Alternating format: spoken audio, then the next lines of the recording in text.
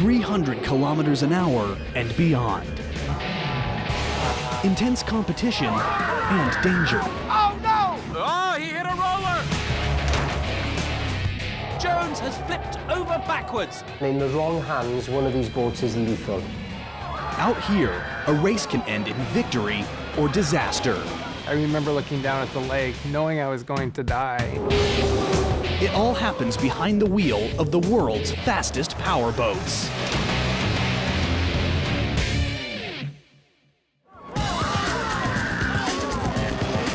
Every race, powerboat drivers face deadly challenges from aggressive competitors, the forces of nature, and their powerful, unpredictable speed machines. Could be challenging, and Berner's gone!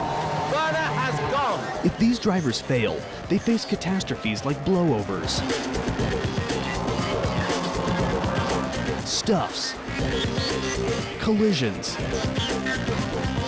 and mechanical failures. It's becoming a bit like a battlefield here. It's a high-tech race between speed and safety to determine who will survive and master these deadly water rockets. Round the buoyant Seaboat is right behind him. Billy Seaboat is right behind Ken Stevenson. But Stevenson's lifting high, and he's flipped. Oh, an enormous accident.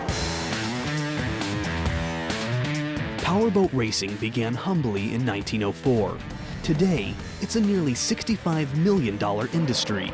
Yearly, more than 2 million spectators gather near rivers, lakes, and ocean beaches to watch these boats compete for cash prizes, trophies, and the prestigious title of world champion.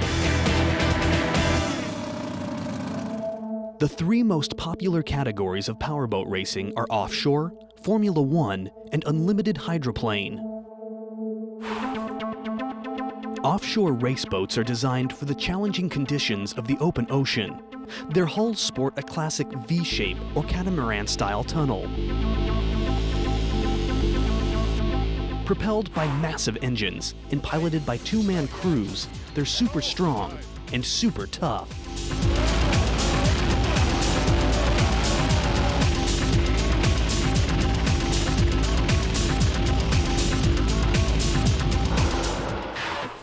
Formula One boats are built for racing laps around a small, tight circuit. With a single fast outboard engine, they're agile and speedy.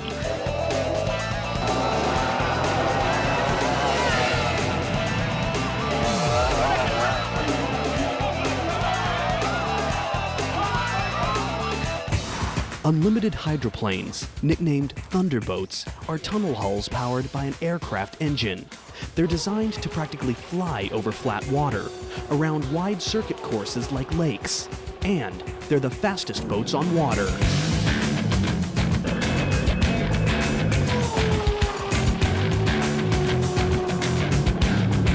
Each of these watercraft provides a thrilling, addictive adrenaline rush. I like the speed, I like the engines, just the sound. I love it.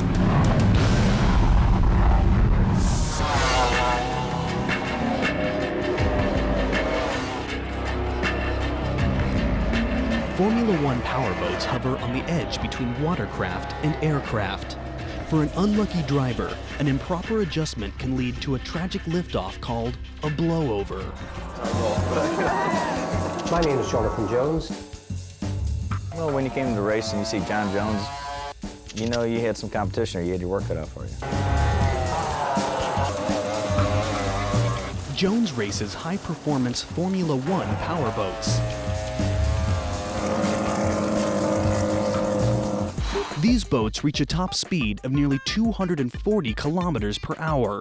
Each boat is about 5 meters long and 2 meters wide, weighing around 400 kilograms.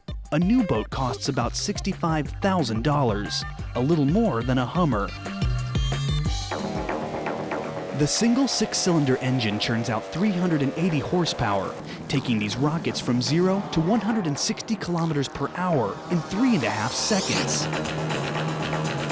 These speedsters race for 30 to 45 minutes around tight, 1.5 kilometer race courses, sometimes just centimeters apart.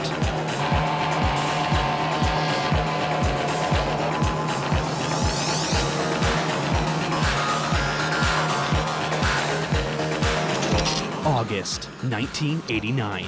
The Formula One Powerboat circuit arrives at Nottingham, England. Welshman John Jones leads the World Championship standings, and he's hungry for another win. The atmosphere was electrifying because we had all the top drivers there, and there was a lot of pressure on me because I had a new sponsor for that day as well, and they were expecting me to perform at my very best. Jones faces a wide, oval-shaped course about 1.5 kilometers long. The competition is tough, and Jones will push himself and his boat to the edge.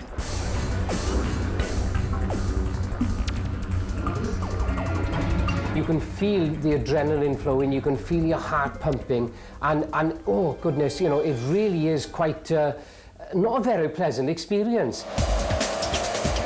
At the start, John Jones and 11 other drivers hit their throttles. They take off, neck and neck, accelerating quickly to over 160 kilometers per hour. Everybody was very, very close together. With a disappointing start, Jones is caught behind the leaders with nowhere to maneuver. Pushing to catch up, the unthinkable happens.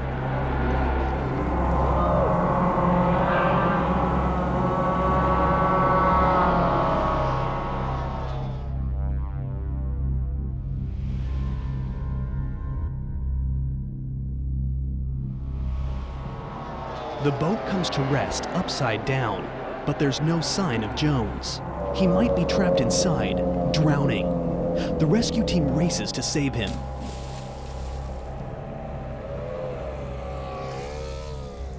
Seconds pass. Still, no sign of Jones.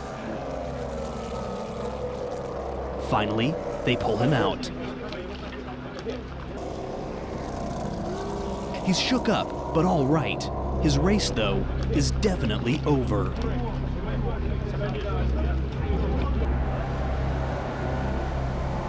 What caused John Jones to suddenly lose control and blow over?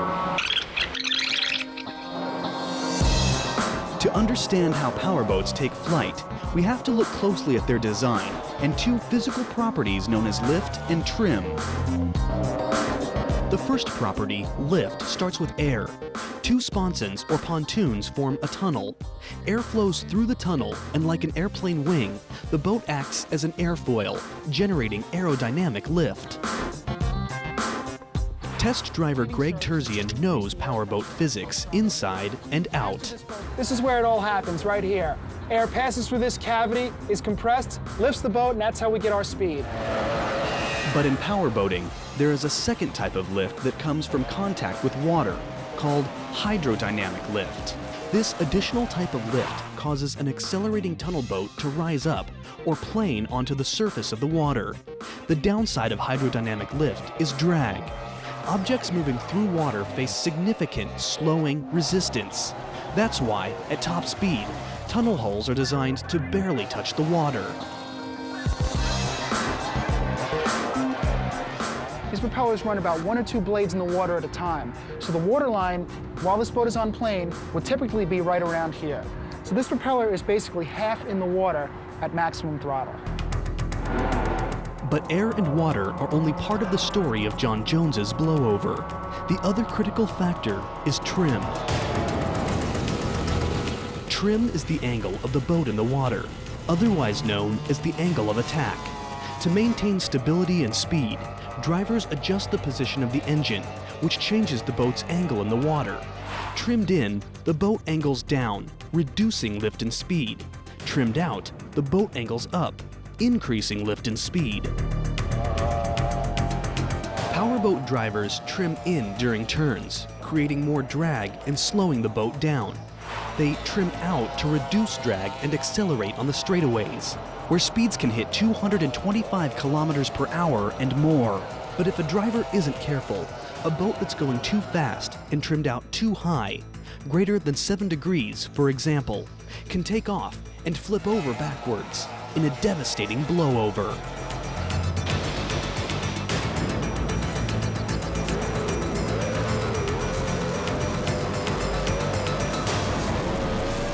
The feeling of a blowover is much like leaving the runway in a commercial jet. except you're not taking a trip to somewhere nice, you're taking a trip back down to the lake. So why did John Jones have his blowover? Under tremendous pressure to win, Jones was aiming for maximum speed, but the boat rose too high, to a dangerous angle, and he couldn't trim in fast enough to stop the blowover. An aerodynamic miscalculation. I wanted to win badly, and maybe I was pushing that a little bit too hard.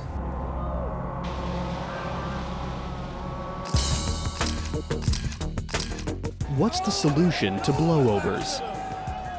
It comes down to design. In powerboating's early days, tunnel hull boats had a rounded front.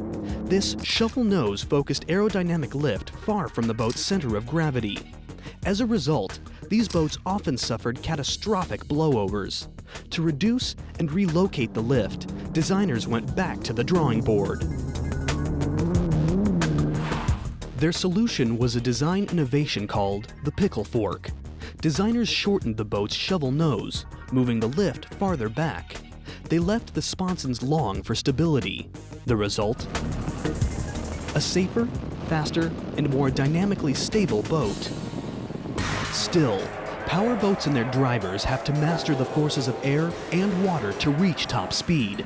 As long as champion drivers like John Jones push the limits of aerodynamics, they'll remain forever vulnerable to catastrophic blowovers.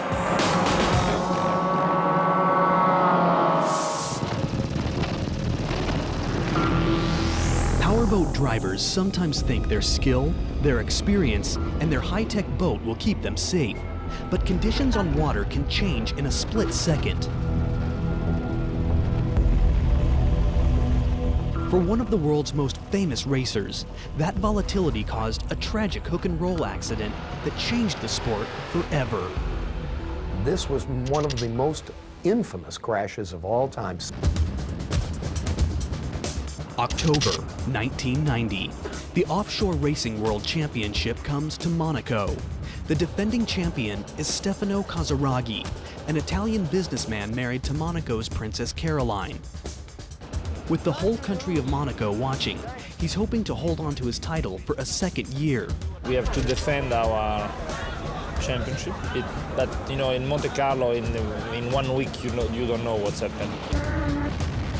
He was a very famous guy, so having him in the sport was a great benefit. There was always 20, 30 cameramen and photographers around him. Casaraghi's powerful offshore boat is the Pinot de Pinot. Offshore boats are an impressive mix of power and size. Their top speed is about 275 kilometers per hour. They stretch up to 15 meters long and 4 meters wide. Most boats weigh nearly 4,500 kilograms, about as heavy as 2 pickup trucks. And they can easily cost more than $1 million. Like others in its class, Casaraghi's boat is built to survive incredible conditions.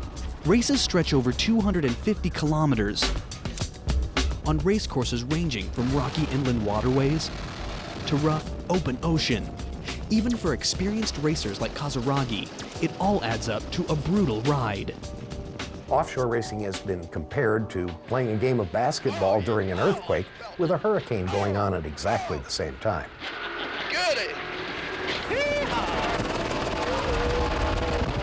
Stefano Casaraghi and many other offshore drivers prefer to race in open cockpit boats. These daredevils would rather be thrown out of a boat than risk being trapped in a cockpit. For me, it's maybe more dangerous to have a cockpit and maybe you don't come out from the cockpit. If you turn the boat, I prefer to be ejected from the boat than not to stay in the boat. But first, you have to have a boat, it doesn't go upside down. This is the first problem. On race day, Casaraghi joins 29 competitors as they head to the course, 1.5 kilometers off the coast of Monaco in the wide-open Mediterranean Sea. Casaraghi quickly takes the lead, but it's a battle from the start. The race heads into rough water. The wind picks up. It's a violent ride at nearly 160 kilometers per hour. Casaraghi's driving hard, holding the lead. 3 challengers are right behind. Then, without warning, Casaragi's boat flips.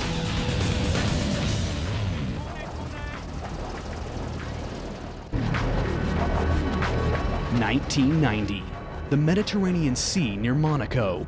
Italian powerboating star Stefano Casaragi has had a horrifying hook-and-roll accident.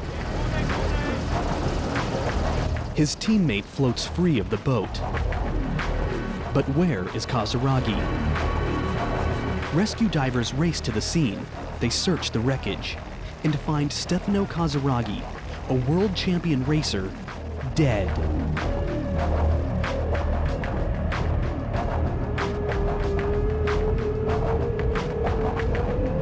He was killed instantly for the impact with the water. That was, I suppose, at over 100 miles an hour.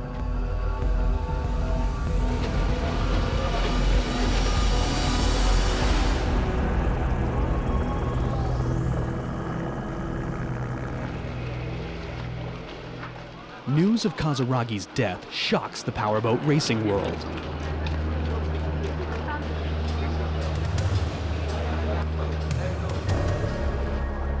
The entire country of Monaco mourns their lost hero.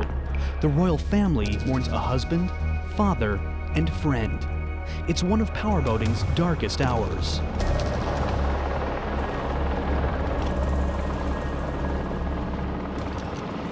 But what caused Stefano Casaragi's accident? Under pressure to defend his world title, was he driving recklessly? He was a very good driver without taking too much risk. Something else must have caused an experienced driver like Stefano Casaragi to crash. Could it have been the conditions? The 1-meter-high waves certainly made the race difficult. But there's one more piece of the puzzle. Eyewitnesses say they saw a strange and elevated swell in the ocean, a rogue wave. It threw Casaragi's boat off balance. He basically hooked the boat, the right sponson on the rogue wave, and did a classic hook and roll, landing upside down. Casaragi's hook and roll was a freak, fatal accident, just like the 1983 accident that killed Formula One champion Ken Stevenson. And he's flipped! Oh, an enormous accident! Both racers were exposed to disaster in open cockpits. Sometimes bad things have to happen to make you realize you're doing something wrong, unfortunately. Designers were already looking for solutions to this ill-fated open canopy layout. They found their answer in the skies. As early as 1986, powerboat designers began adapting the F-16 fighter jet's high-strength canopy for use in powerboats. It is my feeling that Stefano would have completely survived this crash if he were in an approved canopy cockpit system. The canopy cockpit systems simply save lives. Casaragi's tragic death galvanized the entire powerboat racing community. Since then, canopies have saved countless lives, and they helped usher in a new era of high-speed water safety.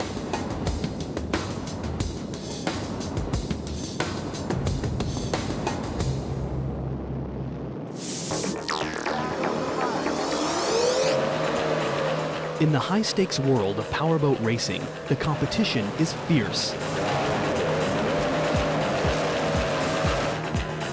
In the middle of a race, aggressive human instinct can take over, and terrible collisions can become reality.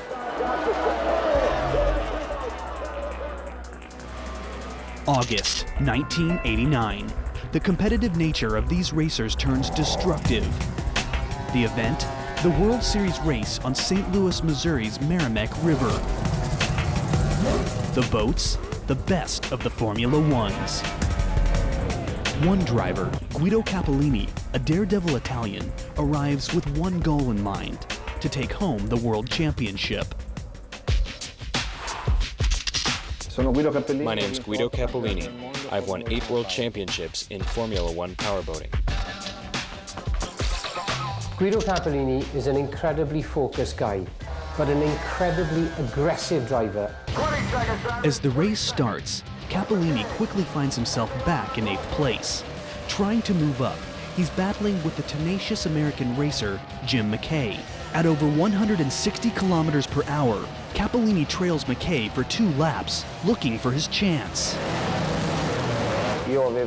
My goal was to get past him. Near a turn on the 7th lap, Cappellini sees a gap. He hits the throttle.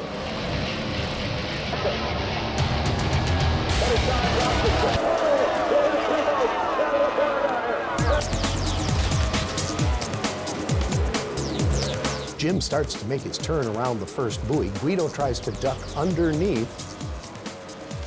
Boom, collision, classic collision.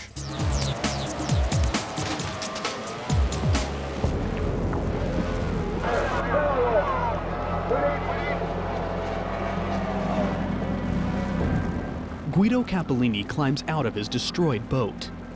In his tough, flame-retardant uniform and helmet, he's unhurt.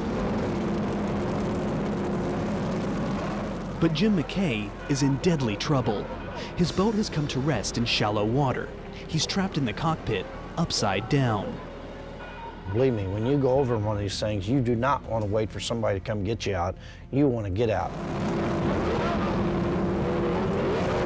It's pitch black. You're upside down. You don't have any air. The rescue team struggles to flip the powerboat.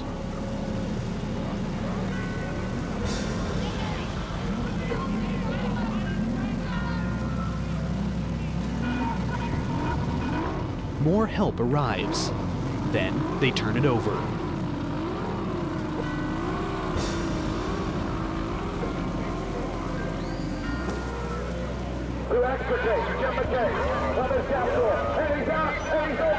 A lucky Jim McKay is uninjured, a fortunate ending to a near-death collision. It could have gone much worse. Why did Guido Cappellini collide with Jim McKay? Mix an aggressive sport with a daredevil driver, and you're in for trouble.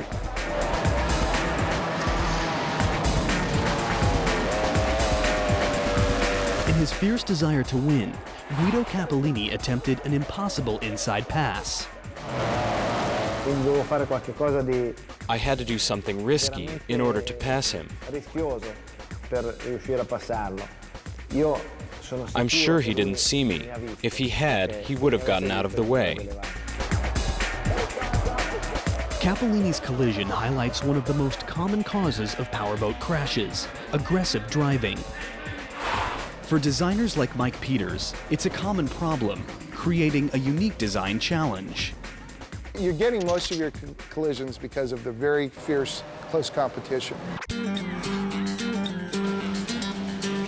In the 1980s, a string of fatal accidents convinced designers, like the United Kingdom's Chris Hodges, that drivers needed more protection. Hodges studied powerboat accidents and ran a series of tests. He realized the cockpit should be stronger. His solution? The cockpit safety cell. The biggest contribution to safety in the sport over the last 30 years has to be the safety cell. Embedded in the boat during construction, the safety cell is approximately 2 meters by 1 meter by more than half a meter wide, about the size of a coffin, but it serves a very different purpose. Inside this protective cocoon of carbon fiber and Kevlar, drivers strap into a cushioned seat with a harness and helmet.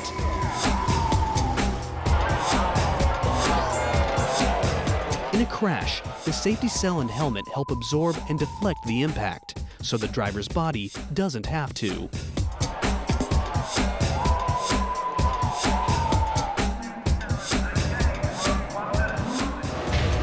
Since the safety cell's introduction in 1985, powerboat racing fatalities have dropped by 50%, and today, there's only 4 or 5 deaths per year worldwide.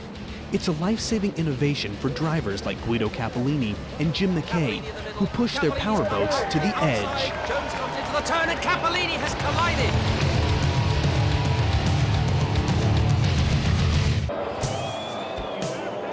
For powerboat drivers, high speed means high risk.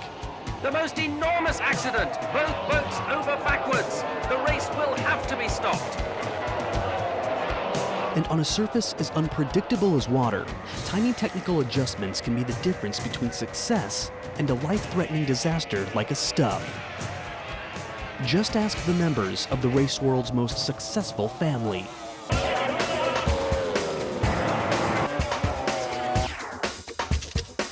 My name is Bill Seabold. Tim Seabold, owner of Seabold Racing. My name is Mike Seabold. St. Louis, Missouri is home to the Seabolds. Where air's getting trapped back here. Since 1946, they've been a dominant force, altogether winning more than 1,200 races and 97 championships. I started racing when I was 11 years old because my father raced. My dad actually was my hero. I wanted to do what he was doing.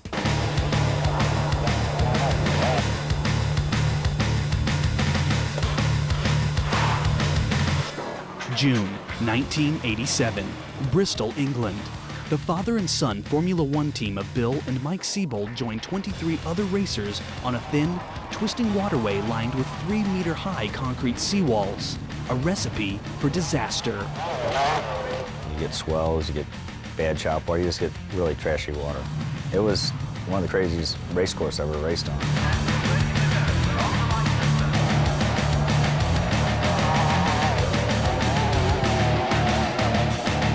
At the start of the 50-lap event, Mike quickly takes the lead. His father, Bill, is close behind.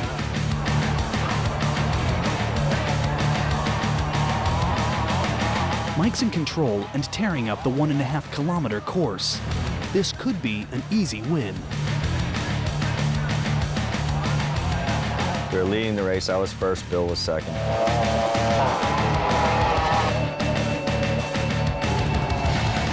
Mike's running his engine full throttle, trying to hold his lead and stay in control. He sweeps around a right-hand corner near the halfway point. Suddenly, disaster strikes.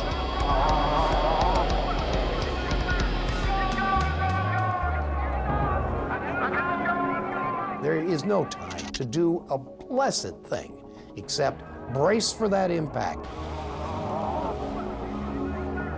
Mike's boat disappears under an explosion of water and debris.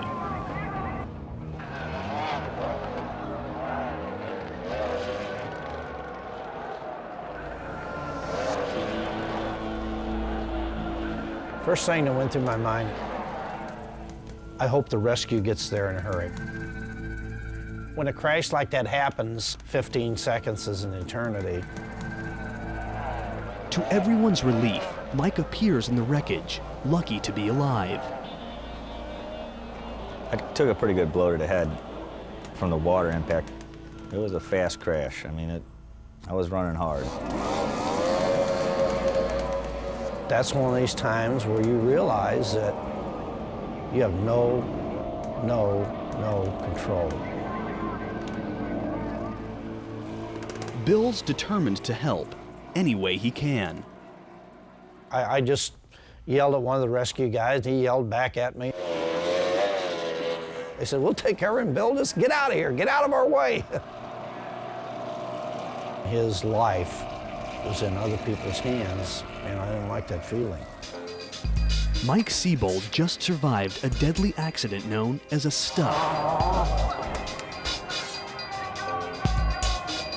The critical factor in this type of crash is weight distribution. With large, powerful engines strapped to their back, most competitive boats are stern-heavy. During a jump, that imbalance can cause the back to unevenly hit a wave and kick up. This pushes the boat's nose down into the water. A stuff.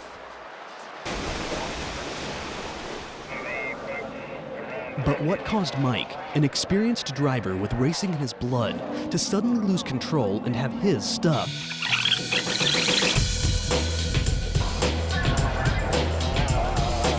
The first clue may be his desire to win.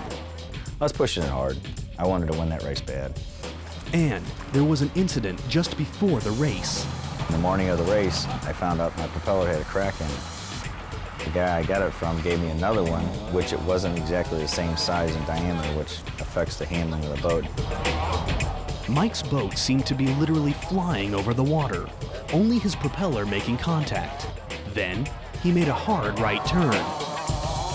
Laid it in the right-hander, the back end blew out on it, and it spun sideways and then nosedived in. Mike's smaller replacement propeller made controlling the boat difficult. The propeller lost contact with the water, and the boat began to spin out.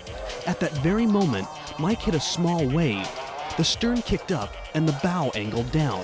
A classic stuff. Preventing stuffs has been a constant challenge for designers. Through trial and error and experimentation, they've come up with some major design discoveries. We began to change the balance point of the boat so that they didn't come down stern heavy so much. A boat has a specific balance point, a center of gravity. But when powerboats are racing, the forces of air and water cause that center of gravity to dynamically shift.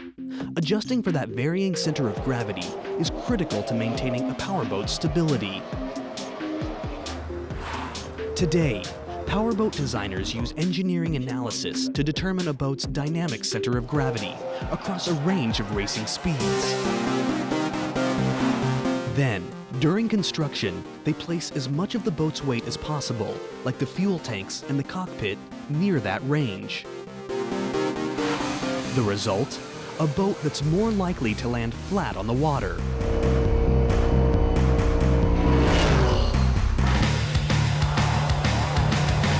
Improvements in weight distribution are making Formula One powerboat racing safer for drivers like Mike Seabold.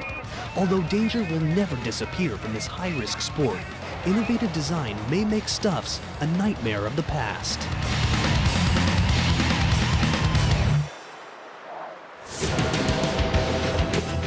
In a sport surrounded by risk, safety, even under ideal circumstances, may be just an illusion. Unexpected mechanical failures can lead to a complete loss of control. For one champion driver, the result was a catastrophic barrel roll. Once there's a mechanical failure, you really have no control. At that point, you're just spamming the can and you're just hanging on for the ride.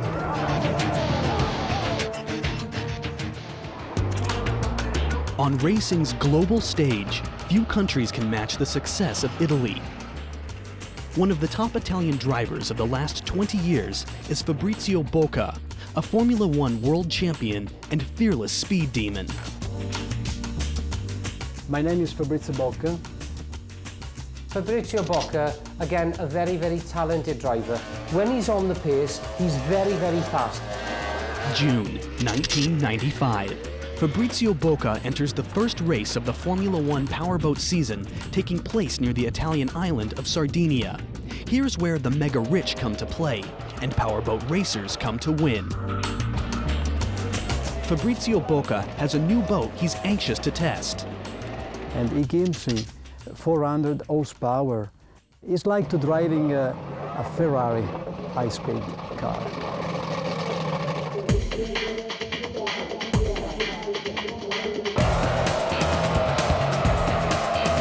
The 120-kilometer-long race starts off well for the hard-charging Bocca.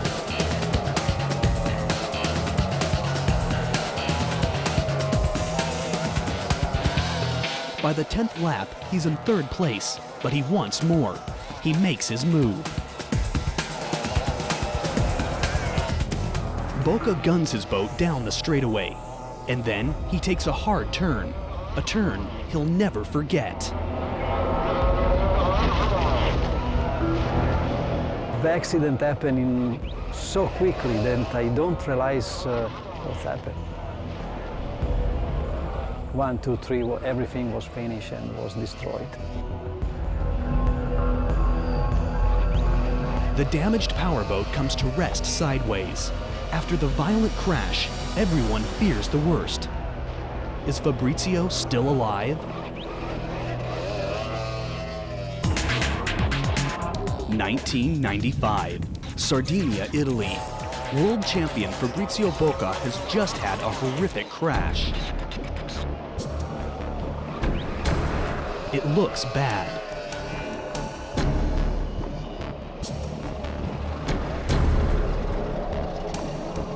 But in the middle of the boat's wreckage, Fabrizio appears, unhurt. His dream of winning the race has turned into a nightmare.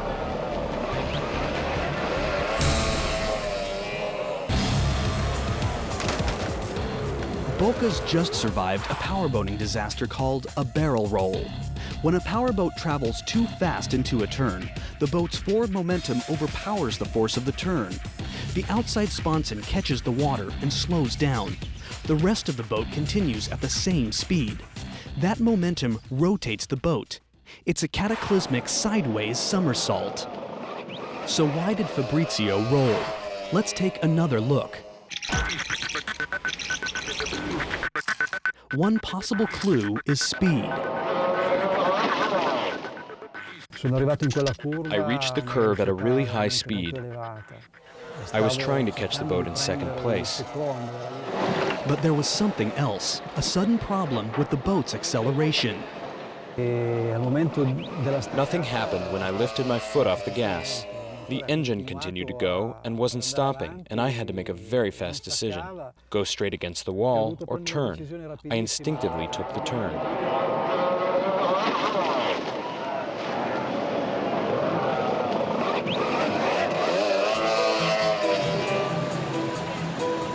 It's every driver's worst fear, a mechanical failure. Boca's throttle jammed and he found himself heading full speed into a wall with no way to slow down. There wasn't time to think. He just turned the wheel hard and the boat rolled.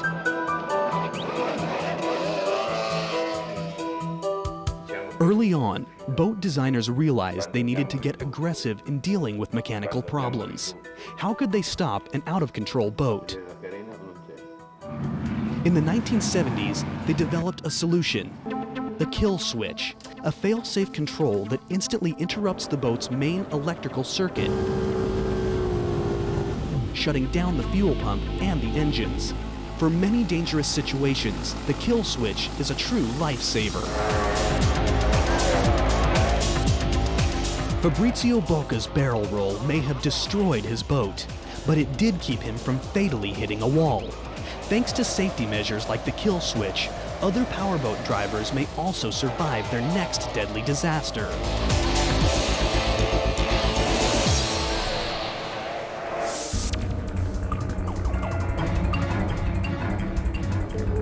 Despite all the innovations in powerboat racing, there's one potential hazard that still threatens nearly every single boat. From rivers to oceans, no matter how high-tech the boat, they're all vulnerable to fire.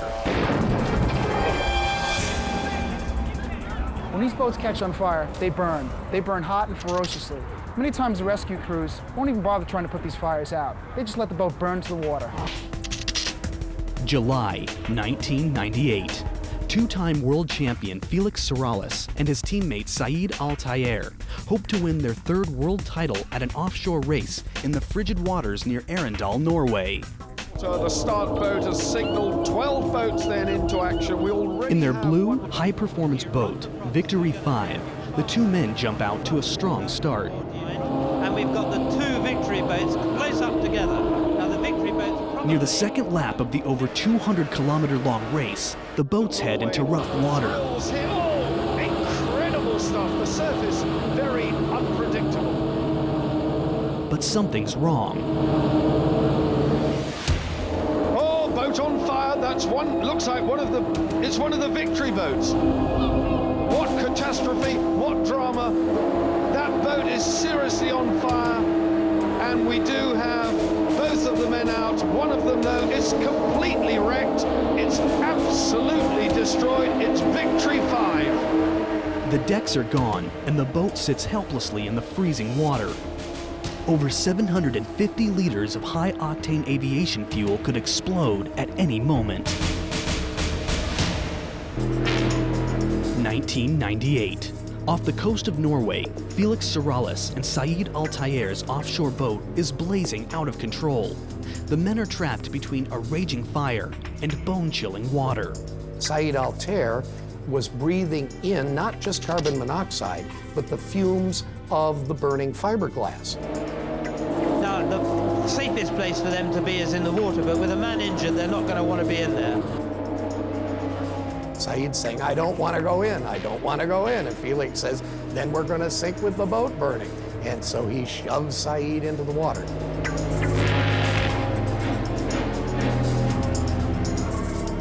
Rescue teams pull the two men to safety. Saeed, my partner, got hit a little harder than I did because the explosion was on his side, and he's got some black and blue on his right arm and a little bit on his right knee.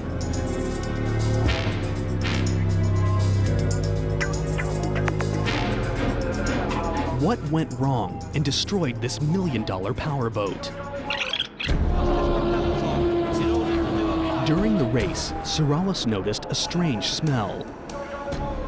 We started to smell a lot of fumes, and we were very concerned, and we opened the hatches because it was getting pretty bad.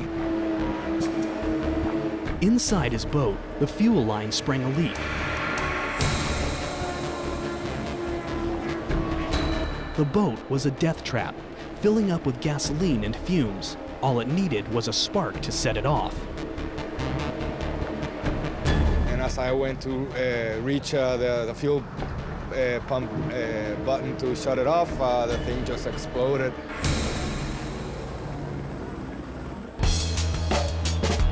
What triggered the spark? When Suralis hit the fuel pump button, a relay switch emitted an electric charge that ignited the fuel-filled powerboat.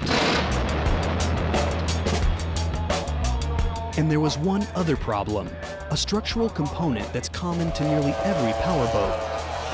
The sonar boat's constructed of fiberglass. There's one bad part about fiberglass, though. It's flammable, and it could burn very ferociously.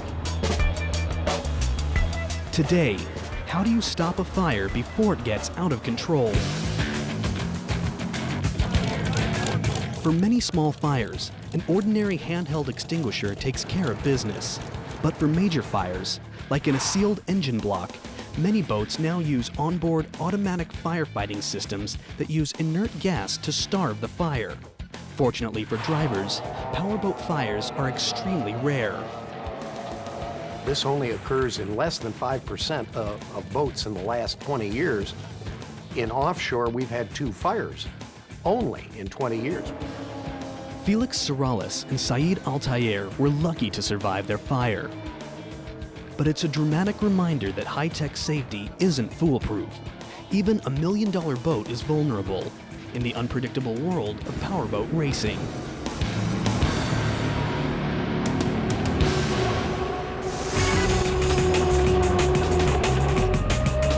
Speed is the rush for most powerboat drivers, but it's restricted by the power of the boat and the conditions of the course. Even on open waterways, the fastest offshore boats reach speeds of only 270 kilometers per hour. One speed demon believes he can stretch beyond those limits and survive.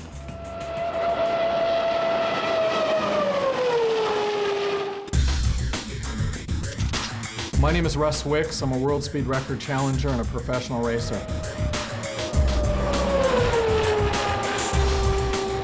Chasing world speed records is the most intense thing that I could possibly imagine doing. Pushing the limits of yourself, man and machine interface, it's incredible. Russ Wicks is a man with a mission. Break as many speed records as possible and become the fastest man on water. To achieve his goal, he's counting on the rocket ships of the race world, unlimited hydroplanes. Balanced on 2 short sponsons and a propeller, unlimited hydroplanes literally fly across the water. Some even use powerful turbine helicopter engines. To give you an idea of what 3,500 horsepower is, average NASCAR probably puts out about 400 horsepower. 6 cars don't have as much horsepower as this one engine. Unlimited hydroplane top speed is 350 kilometers per hour, slightly faster than a NASCAR stock car. They're about 9 meters long by 4 meters wide and weigh 2,700 kilograms. All that for a mere $400,000. For Russ Wicks, unlimited hydroplanes are the perfect high-speed vehicle for his record-breaking quest. His first stop, break the world water speed record for a propeller-driven boat. The calm water of a lake is the perfect terrain. We're going to attempt to break this record on the north end of Lake Washington. On June 15, 2000, in Seattle, Washington, Russ Wicks climbs into an unlimited hydroplane, the Miss Free Eye.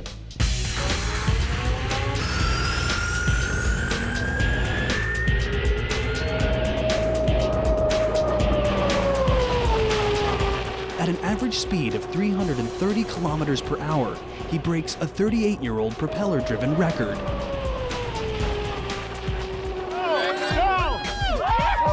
I'm happy.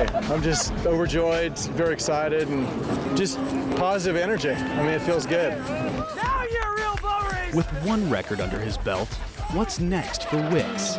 He's got the most challenging powerboat record of all in his sights. An overall world water speed record originally set in 1978 at an unbelievable 510 kilometers per hour. It sounds risky, and it is. Very few who've attempted the record have survived. History shows that 80% of the challengers to the outright world water speed record have perished. Can Russ Wicks survive where others have failed? To prove he can, Wicks and his team are building the fastest boat on the planet, the American Challenge. Our design spec states that our vehicle is capable of going 500 miles an hour. Our goal is to, first and foremost, break the 317-mile-an-hour record. The angle of attack here.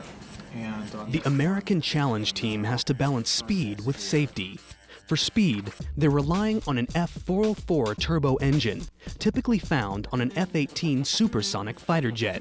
Wicks's boat will have more than 4,500 kilograms of thrust, enough to power 10 Formula One race cars. On a plane, it'll take it straight up, supersonic, over 1,000 miles an hour. You know, imagine how fast we can go on water. But at incredibly high speeds, an accident can strike without warning. What's their number one concern? The always dangerous blowover. He's up in the air! Oh no! To address the problem, this space-age boat is using a space-age solution, a futuristic stability control system. Gyroscopic sensors will monitor the boat's angle in the water 1,000 times per second and make adjustments to keep the boat stable at high speed.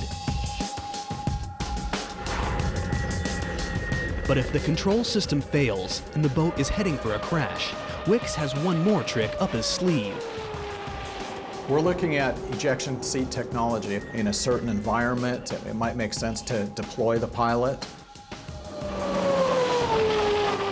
It's a high-tech solution to an age-old problem of safety. And if all the research and development pays off, Russ Wicks will beat the 510 kilometer per hour record and claim the title of fastest man on water.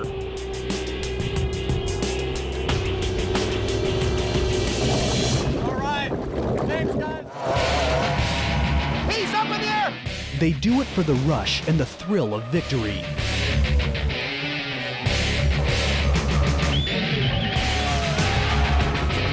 Their boats are powerhouses of high technology and human engineering.